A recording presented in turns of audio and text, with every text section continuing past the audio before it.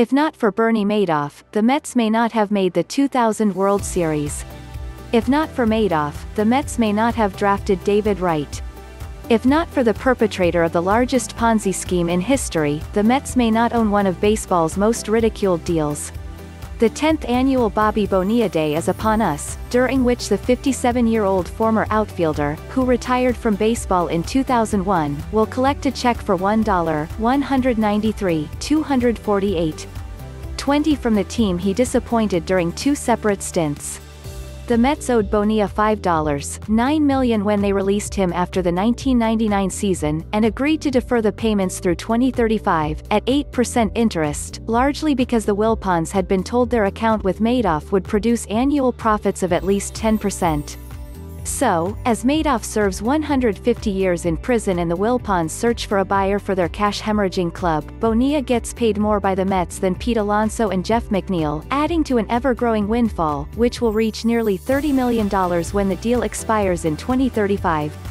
I know Bobby is happy about it, but we don't talk about it much, Bonilla's former agent, Gilbert, told USA Today Sports in 2018. It's just unfortunate they got hoodwinked in the Madoff deal. Otherwise, it would have been a win-win for both sides. In addition to the investments with Madoff, Mets ownership was motivated to postpone paying Bonilla in order to invest in a roster that had just made the NLCS for the first time in 11 years. Less than 2 weeks before cutting Bonilla, the Mets acquired 2000 NLCS MVP Mike Hampton, $5.75 million, and starting outfielder Derek Bell, $5 million. When Hampton left as a free agent for Colorado 1 year later, the Mets earned a compensatory draft pick, used to select David Wright. When Wright and the Mets won the 2015 NL pennant, Bonilla made more than the team's 4 World Series starters, Harvey, Jacob deGrom, Noah Syndergaard, Steven Matz. From 1992 to 1994, Bonilla made more than any player in the majors. The Bronx native first returned home for a 5-year, $29 million deal, which also included deferred payments. Since 2004, the Mets and Orioles, who traded for him in 1995, have split a separate $500,000 annual payment to Bonilla, which will continue through 2023. The infamous deal becomes more astounding each year. You make some bad and some good deals, Mets COO Jeff Wilpon told the Post this year.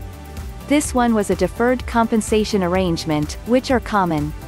The offer of every retiree's dreams wasn't agreed to as quickly as most people assume.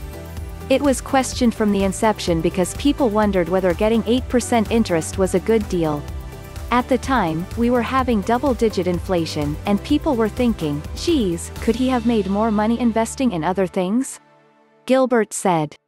Bobby needed to understand how it worked, too, and Bobby is a very conservative guy.